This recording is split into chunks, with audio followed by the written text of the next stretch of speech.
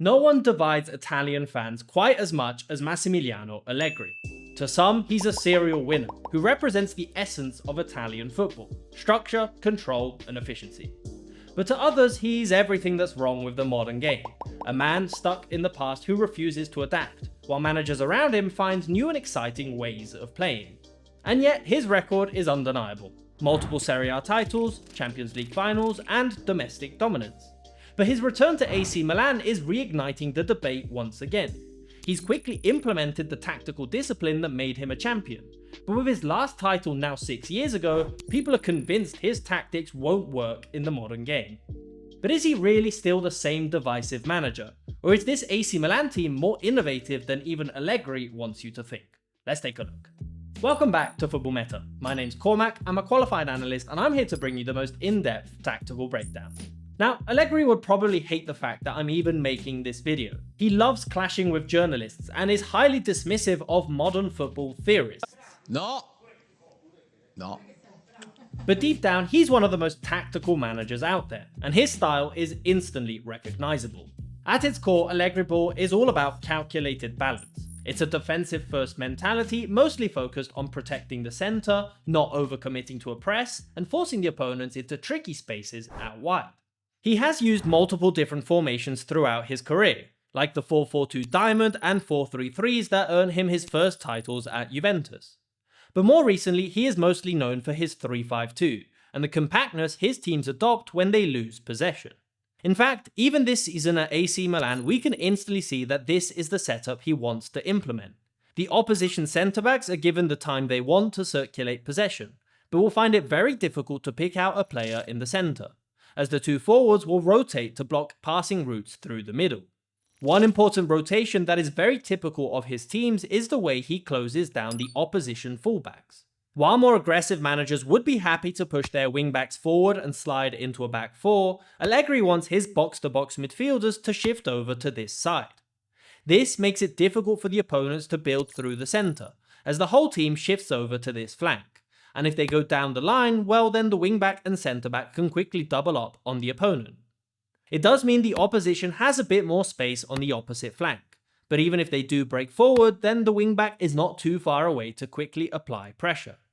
The vast majority of teams in Italy do play with a back three, so in this case it's usually the midfielders who step forward onto the wide centre-backs, while the strikers will rotate to cover a pass into the holding midfielder. This cautious philosophy remains very similar when his teams want to build an attack, and it's here where his tactics become even more divisive. Allegri's attacks are extremely patient, often circulating possession around the back and not risking a pass forward, waiting for the right moment to strike. He's not someone who wants to push as high up the pitch as possible. In fact, we can see this already with AC Milan sitting 11th for field tilt at 49.36, and a possession of 52%. To make sure he can circulate the ball around the back, he ensures his team is as wide as possible, and you often see these long switches in play from one flank to the other, trying to slowly open up gaps between the defenders. It's also important to note that Allegri is not a positional manager. There isn't really a specific offensive shape his teams will adopt every time, preferring to focus more on overloads and giving some players the freedom to rotate. At Milan, this is someone like Christian Pulisic, dropping deep into midfield and often forming the tip of a midfield diamond, rotating all over and helping the team during build-up, while one of the two box-to-box midfielders runs ahead and attacks into the half space. But even in these situations, his main priority is still not to be exposed at the back, so players will consistently rotate under the ball to provide cover. It's by design that his teams rarely concede chances from counters, as we can already see with AC Milan this season. And Allegri is happy to lose one player in attack if it means he has more defensive cover. So this is, generally speaking, what has brought him so much success throughout his career. Make sure the opponents can't score, and if you can nick a goal, that's 3 points in the back. When it works, fans love it, like his first stint at Juventus. But when it doesn't, people are quick to call this approach outdated. Sounds familiar. But now we need to take a look at his return to AC Milan, because since his last Serie A title in 2019, football has undoubtedly changed. Teams press more aggressively and defensive lines are higher. Most teams play out from the back and attack with more players. So has Allegri adapted to this new way of playing? Before we answer that, a quick word from today's sponsor, SoRare. In my SoRare 26 lineups, I recently completed my first hot streak with this team I selected, beating the points threshold and unlocking extra rewards. And if I can do it again, then I can get bigger and bigger prizes and even cash rewards. In SoRare 26, it's incredibly simple to start playing. Just find the right players for your team and submit them into multiple different competitions, like the Premier League, Ligue 1, La Liga, or Bundesliga. Every competition and every daily mission earns you essence, which is a crucial component of the game. And it's what lets you win SoRare cards and craft new players. Every game week, you also unlock XP to level up your players and your team, boosting their scores and making it easier to meet the point thresholds.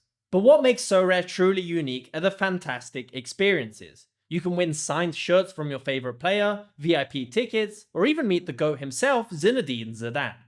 I've partnered with SoRare and they're currently running an incredible promotion where you can get a €150 welcome offer by signing up exclusively with my link in the description down below. Thank you to SoRare for sponsoring this video. So because of all these recent tactical changes, every manager has been forced to adapt in one way or another.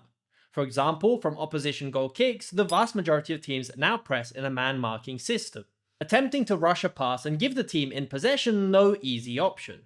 And Allegri he's not doing that. He's pressing with a man or two disadvantage. There's a more compact shape in the center, which forces play instantly wide, but these players usually have time to pick out a pass and move forward. And the main priority is quite clearly still to not get exposed at the back. We can see that in their pressing metrics. AC Milan are not going to press you. So no real change to talk about in the press. But in their deeper low block, there are some subtle hints of an evolution, without losing the trademark ideology. The perfect example for this could be seen in their 1-0 win over Bologna. Like we mentioned earlier, Allegri wants to close down the fullback with his midfielders, while the wingbacks drop a bit deeper. But Bologna are a team that are brilliant at forcing you back, and will spam crosses into the box as much as possible. So to adapt to this, we saw the right wingback Sailormakers being used much more aggressively, closing down the fullback and essentially forming a 4-4-2 defensive shape. This meant Milan didn't have to drop as deep in the pitch during their defensive phase, and were quicker to close down the opponent. As we can see in this clip, the advantage is that when Bologna would move the ball out wide, it was extremely difficult for them to create an overload. Even when switching to the opposite flank, there are still more defensive players in this position, and it completely limited a very dangerous space Bologna always looked to exploit. This also gave them some important offensive advantages as well, as it meant Sailormakers and Rabiot were quicker to join the attack, just like we saw for their goal. Milan are in a 4-4-2, and as they break forward, the right wingback is the first to give support to Loftus-Cheek, then finding Modric, who finishes neatly in the bottom left corner. This switch is certainly not a complete revolution in his philosophy, but it does show his ability to adapt to the opponent and to the squad at his disposal. But the more interesting changes can be seen when Milan are in possession, and the opposition are finding it difficult to deal with the way Milan want to build their attacks. As is typical of his teams, they start extremely spread out, with the right wingback Sailormakers instantly pushing forward on the defensive line. This leaves a big central gap where the midfielders drop into. Interestingly, the pivot in this team is Luka Modric, but Allegri doesn't want to play directly into him. Rather, the first pass from the centre-backs is often into Rabiot or Fofana, with Modric then being an option for the third-man pass.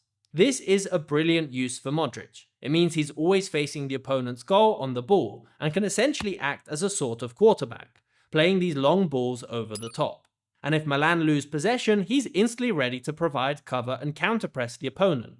A massive defining factor in why Milan are currently doing so well. If the pass isn't into the midfielders, then they will look for a line-breaking pass into the forwards, again with support beneath them for the third-man layoff.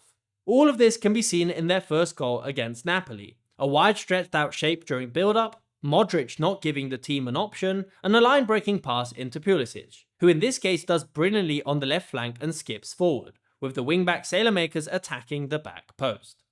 In this team, there are a lot of vertical runs ahead of the ball, either from the strikers down the centre, the box-to-box midfielders in the half spaces, or the wingbacks on the flank. And there are quite a few different positional rotations between these players as well, so it's not uncommon to see Milan attack with a different set of players every time. something that is definitely a modern trend across Europe's best coaches.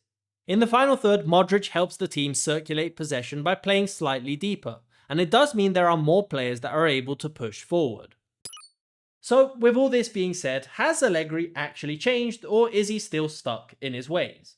Maybe the truth is he hasn't changed completely, but he has changed in key areas. His football is still cautious and rooted in control, but within the structure there is more flexibility and willingness to adapt to the opponent. But maybe his biggest weakness is also his biggest strength, and he's a manager that refuses to follow trends. In a football world obsessed with pressing shapes and fluid attacking systems, Allegri has doubled down on what brought him success in the first place. Whether that's genius or stubbornness depends entirely on if he keeps winning. And that's why, for better or worse, no one divides Italian football quite like Massimiliano Allegri. But what do you think? Leave your thoughts in the comments down below. Thank you so much to everyone who's become a member here on YouTube or on Patreon over the past few weeks. I really appreciate your support. I recently made an extra video breaking down how football has actually changed over the past 20 years, from different types of long balls to why crosses were so weird back in the day. So if you want to know more, you can hit the join button down below and get access to more exclusive videos. Thanks for watching.